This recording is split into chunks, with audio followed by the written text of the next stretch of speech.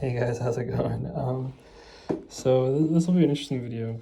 I'm not really sure if I'll release it. It's just about some insights that have happened recently. I haven't released a video. I thought I'd just share some stuff.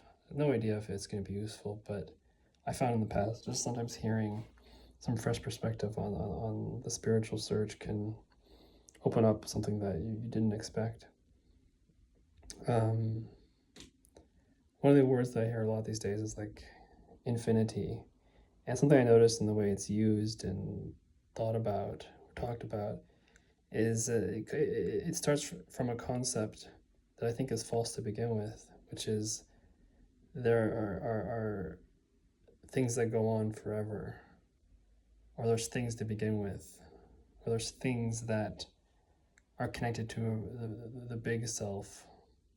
And those things could be like the material plane, or you, or and I think these are useful concepts to begin with because that's where the seeming process of the brain, or however you want to call it, you are at.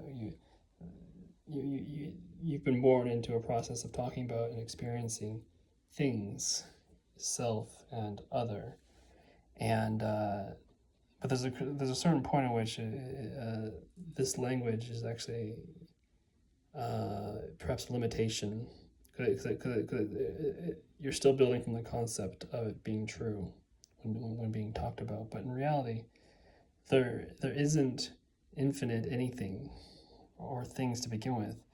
Like infinity is often referred to as like infinite space, infinite stuff, infinite possibilities, and there simply just is.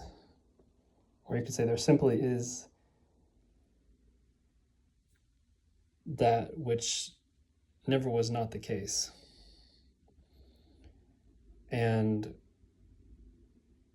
that's a little different than believing that there's things in which are connected to a higher reality.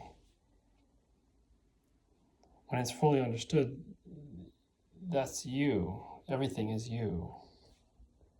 Everything is, and always has been, and always will remain so.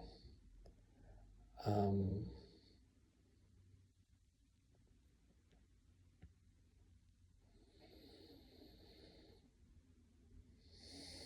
there's something you can do about it or with it.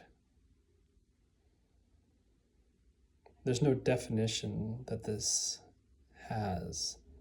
There's no outside of this that defines it. It's simply itself, non-defined. But you could say, if you want to get more into the specifics of how we talk about stuff as humans,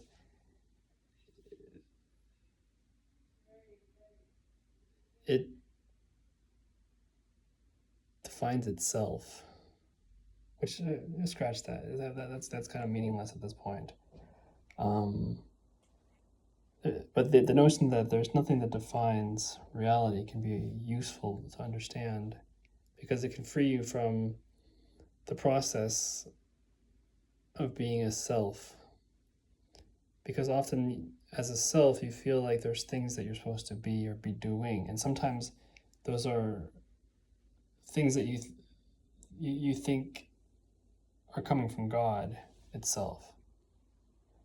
Like the Bible, or Buddhist texts, or any kind of religious text. These things seem to define how reality ultimately is. And what I'm saying is reality has no ultimate definition. There's no thing outside of reality to define it. So you are ultimately free now, and anything that you feel guilty or at dis-ease with ultimately is perfect. There's no definition of it being faulty. Generally, the definitions of the fault that you have about you or the things going on in the world come from the definitions given to you by these books, or your family relations and belief systems, But there's no outside definition to define reality and thus you. And this can be ultimately freeing.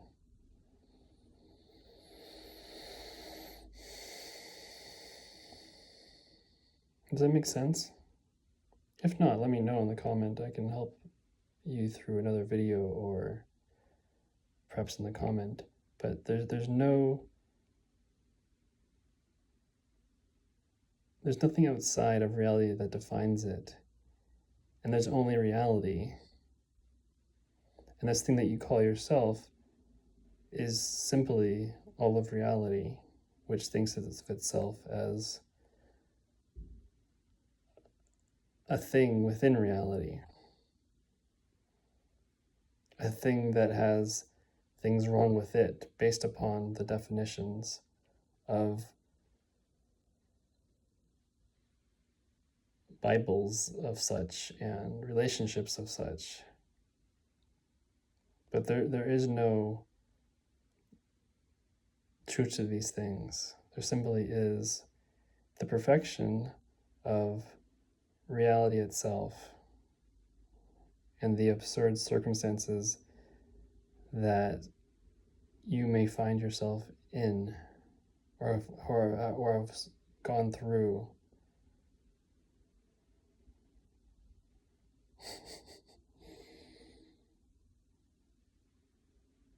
But it's simply just the case that this particular experience that you call your life is going on this particular way, sensationally.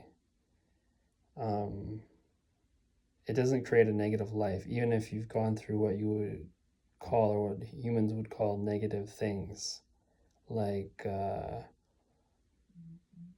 being in a war, or being imprisoned wrongfully as you might see it, or abuse of various sorts, rape even. These are horrible things that we define and are horrible experiences that we go through, but they aren't evil, bad, negative things ultimately. It's a really weird thing to quantify and let in, because the things that I mentioned are like the worst of the worst within the human experience. But in reality, it simply is like a particular type of dream that has no inherent definition of bad or good. And there's something oddly freeing that can happen when you can let this in, even though there'll be every instrument in you going, this is wrong, this is off, this is, because you feel like you're getting away with something, or you're letting something negative become a positive. And I'm not necessarily saying it's a positive in comparison to a negative. It just ultimately is not a problem. Like, we all wake up at the end of the night from a nightmare, and we can generally go, oh, whew, that was fucked up. But it wasn't real. In the same sense, this will happen. And at that point, it might become more apparent and more freeing. But this is something that can be recognized and understood before that moment of actual dying and having that moment.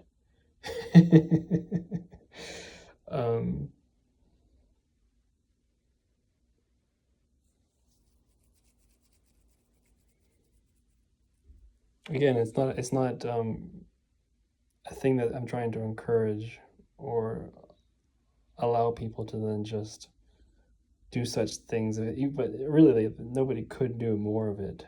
We're all a process, you could say, that started with. There is no start, but you could at least say all this process started with the Big Bang, if you're into science. But even before that, this was a process that simply was always the case. And there's nobody sinister doing it to anyone. There's nobody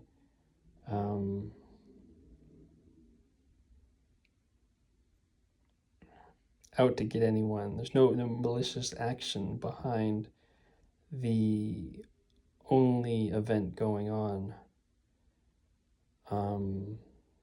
that could ever go on. An event that is not defined by somebody as evil or good.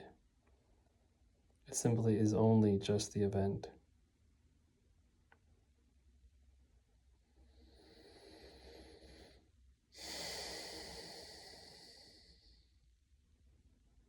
But if you can really let that in and let in the implications of what that means to all the things that you feel bad about, wrong by, judgmental towards, angry about, reactionary towards, it can create a tremendous amount of ease and allowance and acceptance that is pretty unimaginable, even if only temporary or reoccurring and temporary, or perhaps at some point becoming permanent. But it's a wonderful insight to really let in.